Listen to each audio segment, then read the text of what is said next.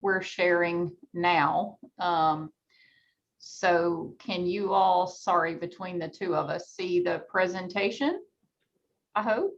Yeah. Okay. Yep.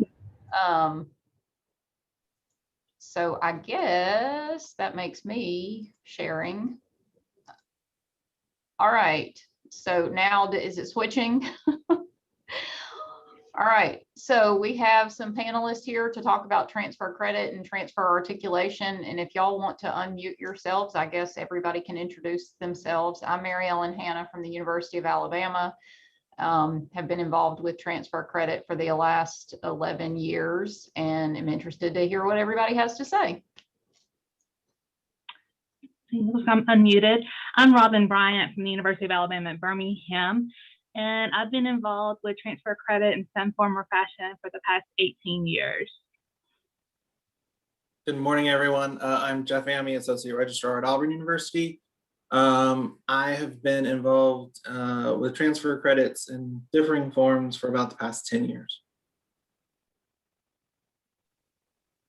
Good morning, everyone. My name is Amanda Fox. I'm the registrar at the University of Montevallo, and I have been involved with transfer credit and articulation since 2010.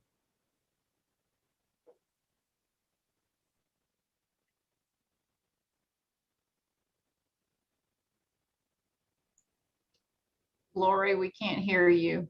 No, I can't hear you.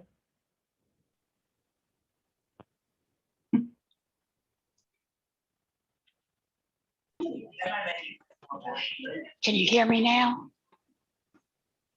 Okay, I'm Elizabeth Hobson and I work at Georgia Military College in Milledgeville, Georgia. And I've been a transfer evaluator for about the past 16 years. Hello, I'm Margaret Smith. I'm at Kentucky Wesleyan College in Western Kentucky, and I've been involved in transfer credit and registrar's office for about 18 years.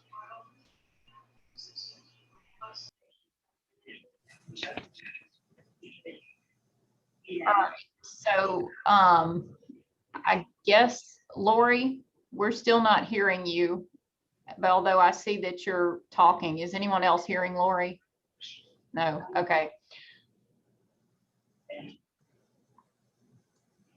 Y'all now? Yes, there she is. Okay. Hi, my name is Lori Chisholm. I'm the college registrar at Lawson State Community College. I've been working with transfer credit probably really well for the last 5 years. And it's just a pleasure to be here. All right, so if any of you have attended this session in prior SACRAOs, it's kind of a roundtable discussion of transfer credit topics. So I guess, not to put you on the spot, Robin, but if you want to get us started with this first topic, this was one that you submitted, so perhaps you can get us started with your question slash concern. Okay. So I think like most schools, we do our initial evaluation based on the college catalog description. And then we come back, usually either we do 1 and 200 level in office, and that things that are more technical or difficult, we send out to evaluators. Once that answer comes back,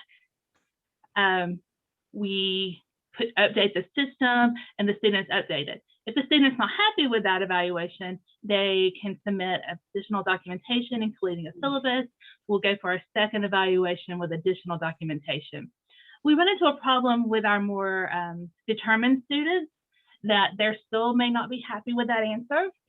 So I was just curious if other schools have a policy, a hard policy, 1 and done, 2 and done, kind of what the standard practice is at your school.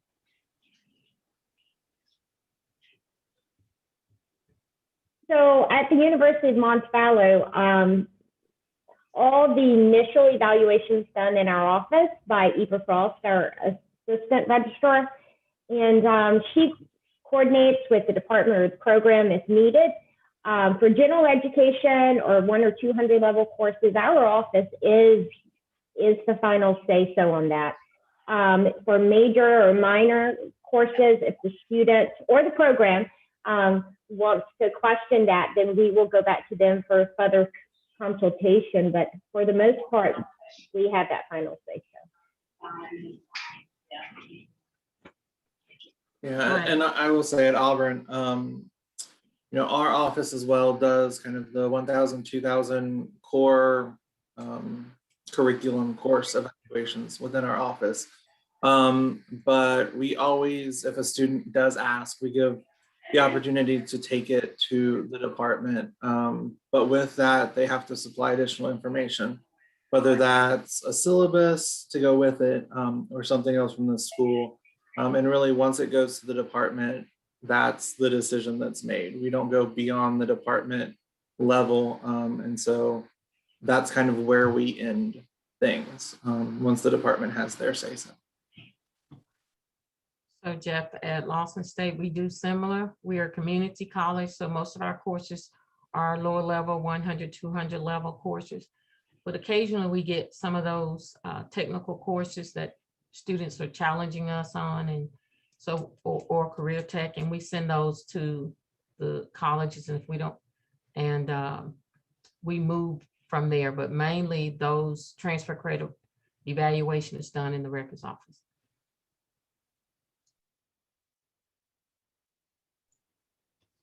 So for us, an evaluation, initial evaluation, if it's a lower level credit, is done here in the registrar's office. Upper level credits are handled in the department.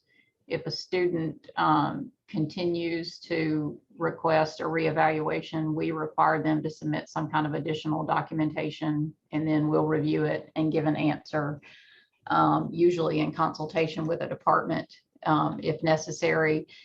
And then we do have, it doesn't often go to that level, but we do have a blurb in our catalog saying that we'll review it, and then that decision is final.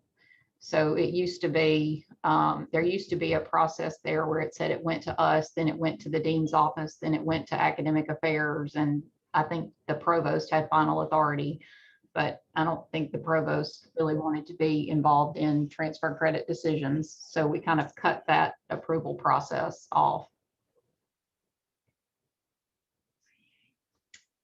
All right, let's see if I can.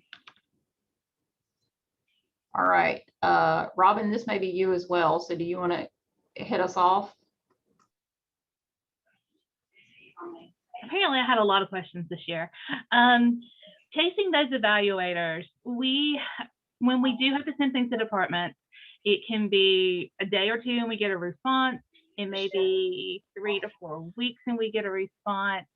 I think we struggle with trying to not bombard our evaluators. We have them that are deans, professors, faculty at all levels. But I think our question is, at what point do you say, okay, we've tried the most we can try, we haven't got a response.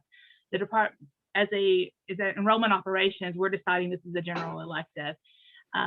All of our courses that are not evaluated come in as unknown, and our degree audit system uses those as general elective or fall through anyway. We may not go back and update them to a general elective.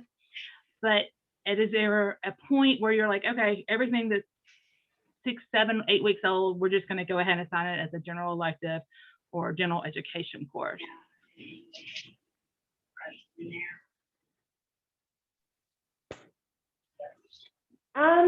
don't really have a hard deadline,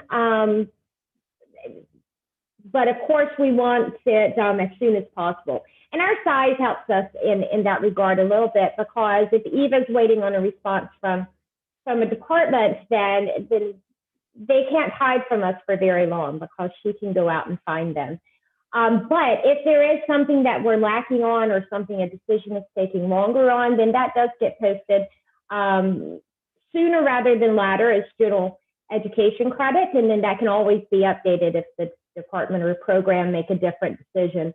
But that way, all of the hours are on the student's evaluation, and they can go ahead and go forward with registration. So I'll say, I guess our hard deadline is graduation. We do run a report for those students who are graduating in each term to see what's still out there.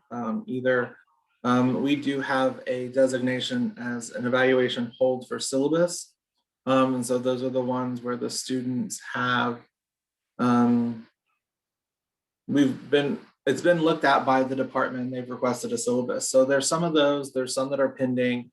We clean those up at graduation at the very least. We do have a 6-month window in our workflow process, which is how we send out evaluations to departments. That comes from the admissions office. A 6-week window or 6-month window where those are kind of wiped out and started again. And so really that's where we've seen a lot of, it may have gotten lost in the shuffle at some point, but when we put it back to them, that we see a lot more response at that point. So, hard and fast, I guess it's graduation that we want to get those cleared up, but we normally have that cleared up really within 6 months of the student being accepted. This is Elizabeth Hobson from Georgia Military College. Our courses go to a division chair who has to send it to 2 other reviewers. And we had a hard time sometimes getting the approvals or disapprovals back from the division chairs. But we have started a new process through tests, and it has really worked well for us. The courses, you can see yourself where the courses are, what division chair or what reviewer has that course, and what could be taking so long. I would recommend or suggest that you try using that. The division chair has to be trained on how to do that, and we had to be trained about how to send it to the division chair, but it really has helped us out. Okay, as far as Lawson State, we do not have hard deadlines. We send the information to the department chairs, and they've been really good about responding. We send them after the second email, we send it up to their department chair to get some response. So we have pretty good response. So we don't have a deadline. Robin, I know this was one of your questions. If you're looking in the comments, we've gotten some interesting comments. This may be E. White, that may be Emily. We allow for 1 business day for a response to the department, and if no response, it goes to the dean. That's a lot quicker than our current policy. There's another that after 2 weeks, the assistant registrar reaches out to faculty directly, and if no response everywhere. This stuff is not my best friend.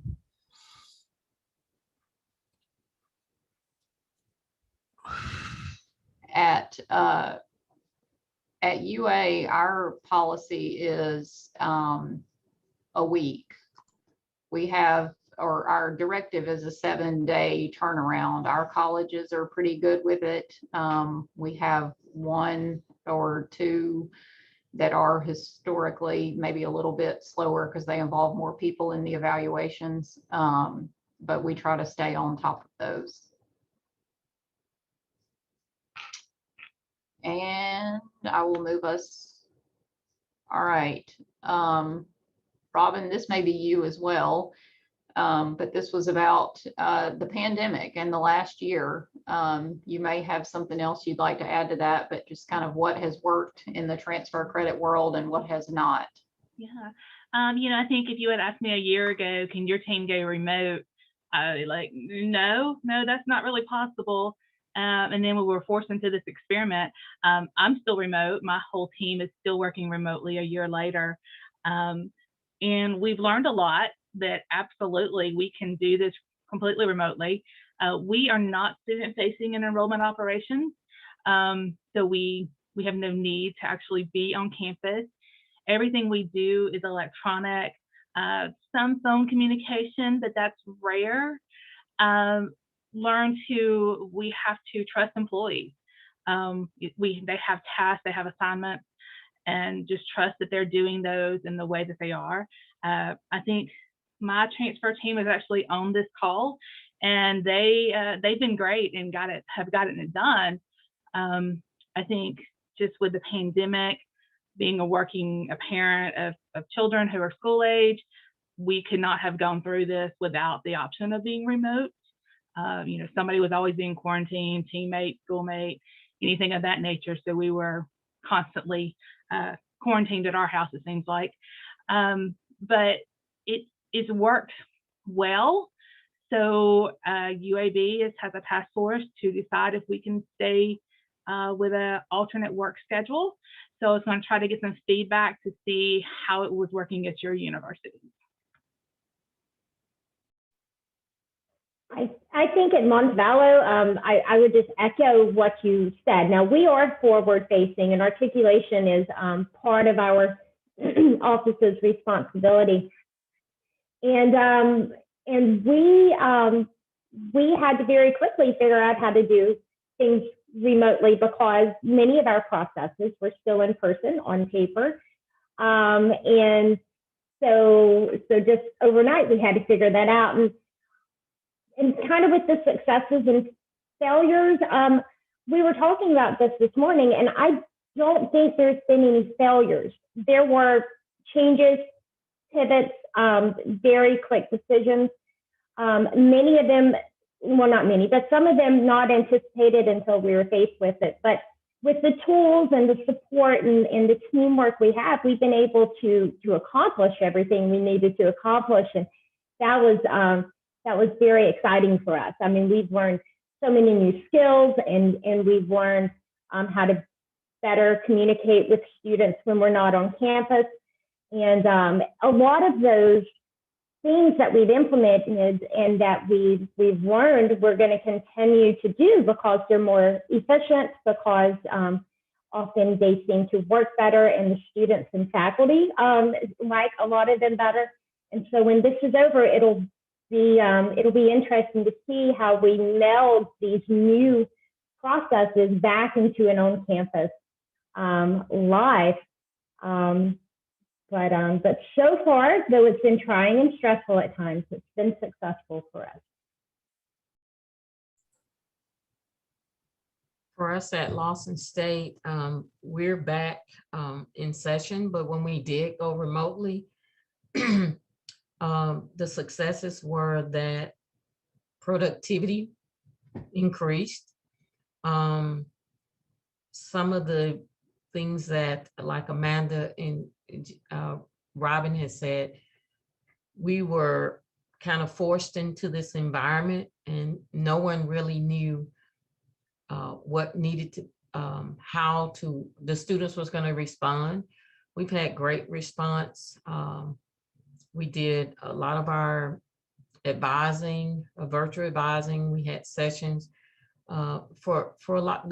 The failures might have been that our students might not have had the technology readily available to be able to come to the sessions. With us having some career tech programs, we had to do some maneuvering, finagling to make it work for our students. But successfully, we were able to hold on to our students, and now we're back in class and just picking up the beat. I will say that working remotely required you to do a lot of time management, because you found yourself working more hours remotely than you would during your normal hours. And so you had to departmentalize some of that stuff so that you could take care of some of the home issues that you needed to take care of. So we also are back on campus as of last week. All employees are back in offices. And so our entire office is back here working directly. We were doing kind of a team format since last August, where we had one person from each team in our office in a week at a time. And so, but as far as the transfer side of things goes, it's really opened our eyes to kind of the technology that we were using a little bit, but that could be used in a greater capacity.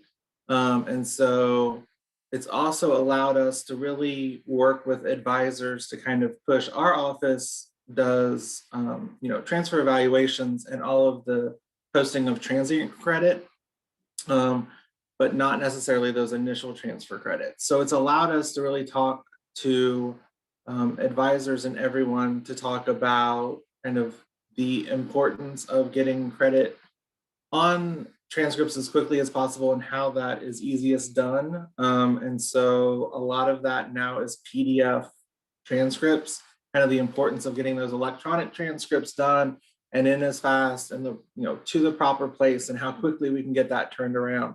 So that's been an eye-opening kind of, you've been able to judge a little bit more how quickly you can get things entered on the transfer side when you're getting those transcripts, in a day versus however long, is mail services running on campus? Is it running every other day? When are you going to get it? And so, I think as a lot of registrar's office in particular look at kind of processes and business processes and how things go, kind of the push for, things electronically has really come to the forefront. And so, we're able to there's always been somebody in our office through the entire time. So as things come in, people have been able to post those in our document inventory. People have been able to get it, whether it's through some kind of spreadsheet or smart sheet or something, and pull those down.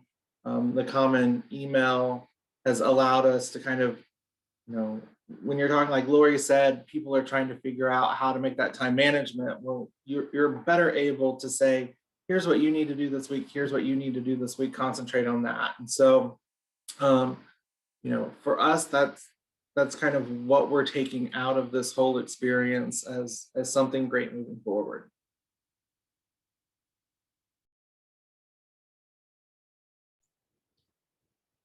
I think for us, the success has just been kind of finding that we can do this remotely. We are a student-facing office. All of transfer credit is done in the registrar's office. So we do take walk-in traffic and phone calls. The hardest thing when we first started this was staying connected. Very early on, the office was closed.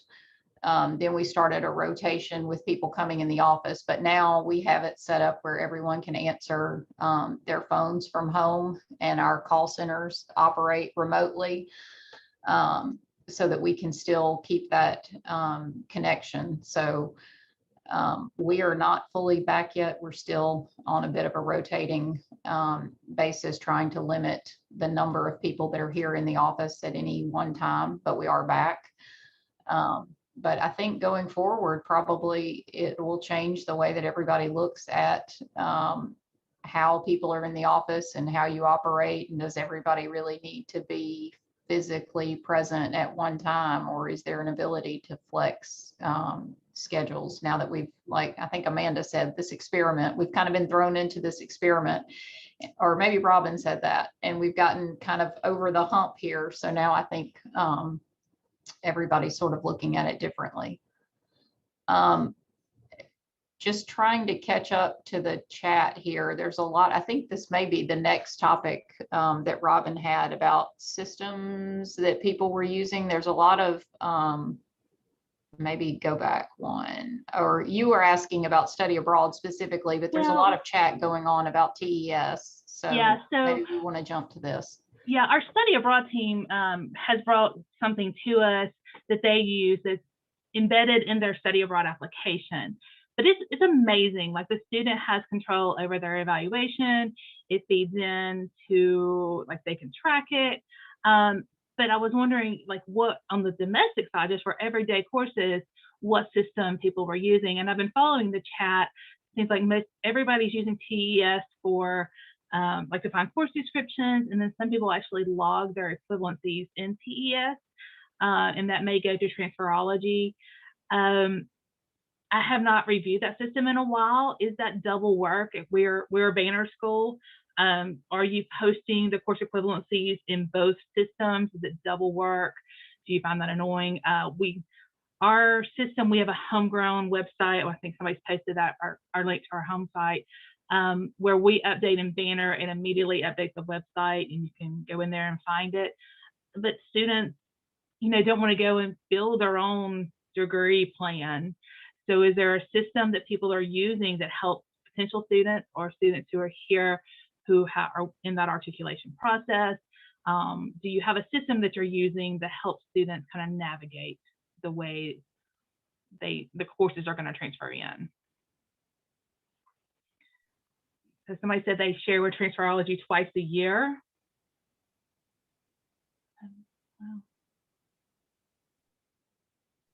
We will still do unofficial degree evaluations for students. We also point a lot of students to STARS, but we use TES. We use TES for our articulation. We do not use transferology, and we do not have another system that helps prospective students before they're admitted see an automatic degree evaluation. Yeah, we're fairly similar. We use tests for course descriptions only. We've never broadened it into transferology or to put anything in there. All of ours goes straight into Banner and Digitator. Once we get that back, mostly because we have a built-in campus workflow as opposed to using the workflow in the test system. We have talked about, so DegreeWorks is what our degree audit system is on campus. We've talked about using kind of their forward-facing prospective student site that would allow students to kind of see how their credit would apply towards a specific degree plan. We haven't moved much farther on that, mostly because we're not exactly sure how well that would work. We still have some issues on the current student side of DegreeWorks that we are working through at this point. So we don't kind of want to open that up to prospective students yet. But we do have that direct feed from the Banner screen into our forward-facing transfer credits. We don't, that's a straight immediate update on those so that we can do that. Like I said, we don't really deal with the prospective students that much in our office. If the admissions advisors do have questions, they'll send students our way for evaluations. But really a lot of it is sending them back to our tables and seeing what it is, or to their prospective academic advisor, since they're the ones who really work with the degree plans and our office doesn't.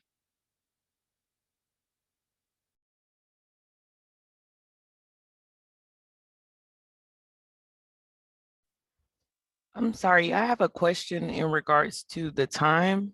Hi, I'm Joyelle Joseph. I work for Gwinnett Technical College as a transfer credit evaluator. And I was just wondering, has the time allowed it change, or have you seen a big jump in the turnaround time from, I know it was like we've been telling students 2 to 4 weeks, but with the working from home, have you guys seen a big adjustment in the time allowed for transfer credits?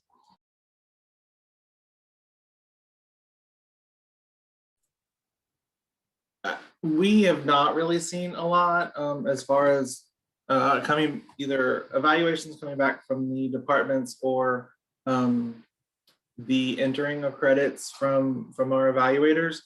You know, when we get a lot of transient coursework at the beginning of August, so kind of that beginning to middle of August, we still got that. And that, you know, slowed us down a little bit as we were still trying to figure out a system to get that information to people. But since then, it feels like maybe people have figured out kind of a sequence. As people were from home, there weren't as many, you know, calls or drop-ins as there has been. So it seems like it actually may be for us that things are running a little bit smoother and maybe not as and quicker. Yes, Jeff. Also, at Lawson, I think for us, for those schools who were not sending transcript electronically, that was sending mail when we went remotely, when the pandemic happened, you saw a lot of schools actually doing things a little differently, sending them electronically, which helped. You know, the seamless process of not touching paper has been wonderful in some of the schools that weren't. So I can say that we probably were able to do more with our transfer credit by having those forms in a more electronic form that we could get to easily without having to come to the office and get mail and that sort of thing. And I agree, that was a challenge for us. And so when we were all home, you know, for all those months, since many of the transcripts that we were dealing with were paper and they were moving from the admissions office to us in a paper form, often with the exception of the electronic transcripts we received. It was a challenge initially. How do we get those accessible at home safely, so that they can be articulated there? And so it was one of us coming to the office, getting the mail, scanning those in. We learned how to be more efficient with our secure cloud storage, so that it could be accessible off campus, and those articulations done in a timely manner while being very safe with that data. And Eva had mentioned this morning, she actually felt an urgency to involve more people in the initial conversation, so that things weren't getting lost or delayed or falling through the cracks. And so that seemed to help, and that seemed to help it move along quite a bit faster. And again, I think some of those skills we learned will keep. Now that we've learned how to do it, it's part that should be in our process. And I will say our process really didn't change much as far as getting the courses posted, because we worked, once they're scanned in, we had somebody coming in and scanning transcripts. And from that point forward, it's all electronic. As far as evaluators getting those responses back to us, the ones who were slow before we went home were still slow, and the ones who turned them around still turned them around just like normal. It really did not have an impact on us getting the evaluators in. I think it's just our evaluators.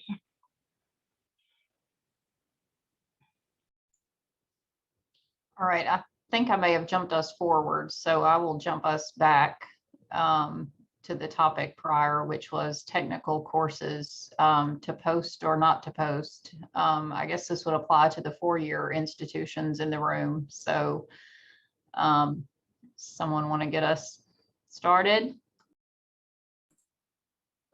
Well, I can. We post everything that's on a transcript to the record. So that's all the Fs, all the Ds, all the coursework. Well, I say us, really it's admissions. But as far as that goes, if it is technical, we do have a code that's a no credit code that we do post so that students know kind of what happened to their credit, because anytime one is missing, that's often the question we get. So over time, it's just we've realized that it's easier to post it that way. Now we do have some instances where if it's entire, if they did a welding certificate through one of the community colleges or something like that, we will, once they kind of see that those are going to be no credit, we have in select cases taken that credit back off so it doesn't just flood the transcript with non-credit coursework. But for the most part, we at least let them see what that initial evaluation was. It actually is an issue that came up last week, kind of what is technical versus what is not technical. That's an issue we have a lot here. Trying to figure out, where that falls. We don't have a dental assistantship program. We do have pre-dentistry. How much of what went into an associate's or a certificate in dental assisting could be used for that. So it's an ongoing conversation as far as technical courses go and kind of where the decisions need to be made on those on our campus. At Montevallo in general, we don't post credit for transfer courses that would not apply to a bachelor, an AA, or an AS. And so just in general, we just don't do those. We sometimes find those programs to be more industry specific than our liberal arts programs want to transfer in. However, as from time to time, like this year, we added a computer science program, and that prompted us to go back and take a look at the computer science courses offered at the two-year schools in Alabama. And there were some that are very appropriate to be transferred into that major. And so, so we will review those, and we will bring them in when we can to help out the student and to help out our program. But just in general, we would not transfer in those courses that only apply to AAS and AA courses.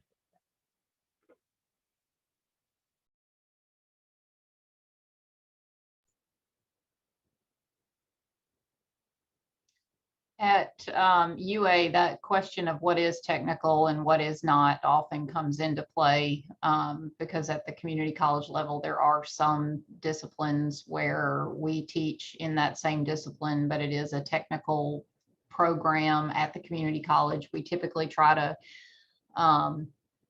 divide that line there. However, if it's a course where the course content is such that it's something very similar to something that we teach, we'll try to take it if we can, and if it applies to a degree there.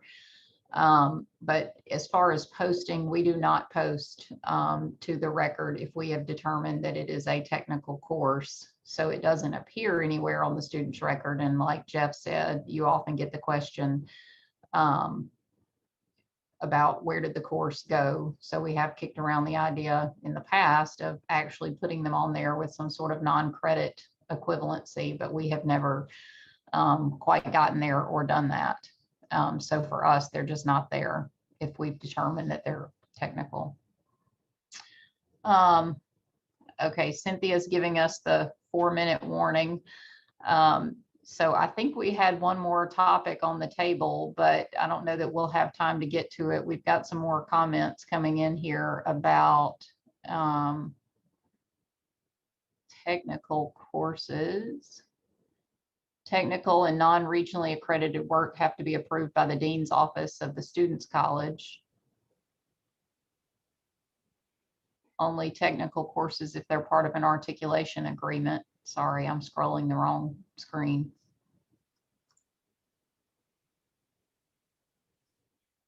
Reading through the comments, it seems like it's really on a case-by-case basis. I think most schools seem to be looking at the course description and making a decision based on that instead of just all technical or anything like that. Because like some computer science, some not. We take some applied health and some not. I think it seems like everybody's just kind of in the same, on the same field as looking at it course by course instead of a pure black and white yes or no. Yeah, you know, part of the issues we see as well is kind of if there's a course and it's a similar course taught at a 2-year school versus a 4-year school, oftentimes we'll give some kind of general elective credit from a 4-year school because our departments feel like maybe that is at a higher level than a 2-year certificate program. And so that's the other conversation that we have ongoing as to, you know, is there really any difference in what's being taught at a 2-year versus a 4-year? And maybe it's actually better at a 2-year because it's part of that certificate or, you know, associates that's very specific. So, you know, that's another issue we run into. And we evaluate those technical courses as they come in on the transcripts, and that gives an opportunity to just be certain in our decision from last time, or to look if it's now applicable. And that's in addition to, you know, when we add programs that are closely related to the associate degree.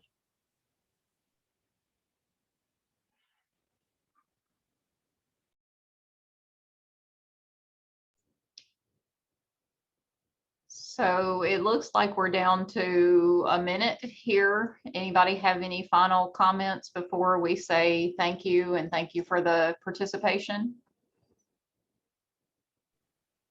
I always learn more from everyone else's responses and from the comments coming in than I feel like I teach anyone. And so just as a panelist, I enjoyed this very much. So I just want to say thanks for putting this together again.